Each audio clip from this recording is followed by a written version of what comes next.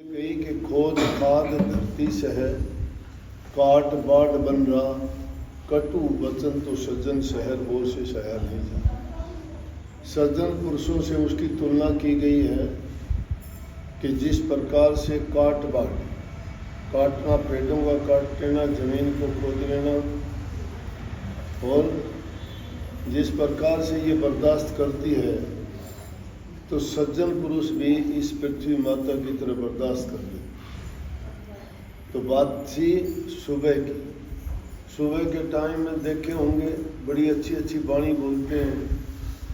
एक यहाँ अपने इस ओर तो होता ये तीतर पक्षी देखा होगा, सुबह सुबह वो बोलता है, बड़ी टेर लगाता है, सुभान तेरी कुदरत, सुभान तेरी कुदरत, सुभान तेरी कुदरत। वो भी परमात्मा के गुण गाता है कि हे परमात्मा, तेरा ही किया खुआया है सब, तेरी इच्छा से सब कुछ चलता है। ये तो इंसान ही है जो अपने दुनियादारी के कामों के सिवाय इसको कुछ याद नहीं रहता। ये तो सोते जब से पूरा दिन सोता है तो भी इसको अपना स्वार्थ की बातें लगी रहती हैं। लेकिन ये सोचना चाहिए कि जिसने हमें सब कुछ बख्शा है, जिसके कारण हमें सब कुछ मिलता है, उसको अगर हम सबसे पहले मना लेंगे, उसको याद करेंगे, तो हमारा बिगड़ा हुआ काम भी संवर जाएगा। जिस काम में हमें नज़र आता है नुकसान होगा, उसमें भी हमें वो फ़ायदा देगा। क्योंकि जिस चीज़ की शुरुआत अच्छी हो जाती है उसका अंत भी हमेशा अच्छा होता है। तो दिन की शुरुआत अच्छे काम से करो, खुश होके करो। कई लोगों की आदत होती है कि दिन निकलते ही वो कुछ ना कुछ उल्टा सीधा बोलना शुरू कर देते हैं। तो इंसान को अपनी वाणी पर भी कंट्रोल रखना चाहिए। बोल चाल सब सोच समझ के ही उनको कहना चाहिए, जिससे किसी दूसरे का भी मन ना दुखे, खुद को भी बुरा ना लगे। और जब अच्छा हंसते खेलते तुम्हारे दिन की शुरुआत होगी तो तुम्हारा सारा दिन खुशी से बीते। कई बार होता क्या है कि देखते देखते कोई चीज़ ऐसी हो जाती है जिसके कारण सारा दिन कहते हैं कि मूड खराब कर, और दिन के टाइम में और दूसरी बातें भी जब सही नहीं गुजरती तो कहते हैं आज उस दुष्ट आदमी का चेहरा देखा था इसलिए आज ऐसा हो रहा है मेरा। मतलब वो चाहे कोई भी नेक इंसान भी क्यों न हो, उसको उसके कुछ बोलने कहने के कारण उसको बुरा ही बोल देते हैं। तो हमें सबसे पहले चाहिए, हमारे ऋषियों ने, महर्षियों ने, संतों ने, महापुरुषों ने सुबह के टाइम को ब्रह्म मुहूर्त कहा था। उन्होंने कहा था सुबह टाइम से उठ के सबसे पहला काम हमारा होना चाहिए यही कि प्रभु को याद करना चाहिए। उसके लिए कोई ज़रूरी नहीं है कि पहले स्नान करो या कोई तुम अपने वस्त्र दूसरे पहनो या कोई धूप बत्ती दीपक जलाओ। ये तो बातें रहेगी कि परमात्मा इनसे खुश नहीं। परमात्मा खुश होता है इंसान के अच्छे कामों से, अच्छे कामों से और शुभ बोलने से, अच्छा बर्ताव व्यवहार करने से।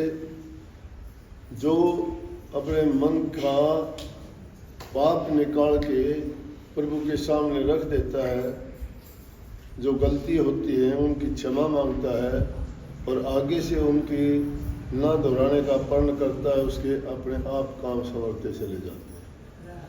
लेकिन जो किसी अपने इष्ट को मानता ही नहीं, किसके सामने वो कहेगा? क्योंकि उसको पता ही नहीं है तुझे कहना क्या है, किसको कहना है। जिसको पूजते हो उसके सामने अपना दिल का भेद खोल के रखो। उनसे अगर छिपा के रखोगे, पर्दा करोगे, तो फिर तुम्हारे मन की सफाई नहीं हो सकती। मन की सफाई करना चाहते हो तो जो भी तुम्हारे मन के अंदर मैल छिपा हुआ है, भरम है या कोई भी ऐसे पाप कर्म है, उनको खोल के कह दो। जिस दिन तुम खोल के कह दोगे ना, उसी दिन तुम्हारा मन साफ हो जाएगा। तुम देखोगे कि तुम्हारे दिमाग पर जो वजन था, सबसे बुरा वजन इंसान को बातों का होता है। कई बार आदमी अपने दिल की बात नहीं कह सकता, वो बात उसके दिमाग पर वजन बढ़ जाता है और उसको परेशान करता रहता है। लेकिन जब वो बात बाहर निकल जाती है, वो हल्का हो जाता है। हर चीज़ इंसान के दिमाग से चलती है। सोच अगर बुरी हो जाती है, किसी बात को सोचते हो तो वजन दिमाग पे गया। बाहरी वजन आप ढो सकते हो शरीर से, उससे नहीं तुम थकते हो। थकता है इंसान अपने विचारों की गिरावट के कारण, अपने खोटे और बुरे कामों के कारण। इसलिए अपने कर्म को सुधारोगे, अच्छा करना चाहोगे, तो सबसे पहले उठते ही प्रभु का सिमरन किया करो। तुम्हारा इष्ट है, गुरु है, तुम्हें नाम दीक्षा कोई मंत्र मिला है, वो एक बहाना है प्रभु को याद करने का। और फिर जो बातें उसमें हैं, उन बातों के कारण वो बातें तुम्हारे हृदय को, तुम्हारे विचार को पवित्र करेंगे। तुम्हारा जीवन पवित्र होगा, तुम्हारे मन की सफाई होगी। मन में जो कचरा भरा हुआ वो बाहर हो जाएगा। अरे घर में उठते ही रोजाना बुहारी निकालते हो, सफाई करते कि नहीं करते? स्नान करते हो कि नहीं करते? मंजन करते हो दांतों में नहीं करते? इन बार की चीज़ों की जितनी सफाई की जरूरत है, उससे ज़्यादा सफाई की जरूरत है अपने रूह की, आत्मा की, हृदय की। मन की पवित्रता, शुद्धता, पवित्र मन होगा, उसी में पवित्र विचार होंगे। पवित्र विचार होंगे, वही इंसान संतुष्ट होगा, सुखी होगा। जिसके विचार बुरे हैं, अब वो बुरे विचार संग बढ़ाता है, उसके कर्म बढ़ाते हैं। आसपास का जो जीवन है वो उसके विचारों पर बड़ा प्रभाव डालता है। इंसान को अच्छी जगह में बैठना चाहिए, अच्छे इंसानों का संग करना चाहिए और सोच अपनी अच्छी रखनी चाहिए। तो सुबह उठ के ये प्रार्थना करनी चाहिए कि दुष्ट संग न दिए विधाता, किसी दुष्ट का संग ना मिले, मेरी गलतियों को क्षमा करना। मैं इस माया देश का एक पिछड़ा हुआ और ना समझ जीव हूँ। मेरे से गलतियाँ होती रहती हैं, अपराध होते रहते हैं। आप सर्वशक्तिमान हो, सर्वज्ञाता हो, आप मेरे अवगुणों को माफ़ करो और मुझे सद्बुद्धि दो कि आगे के जीवन में मेरे से ना हो।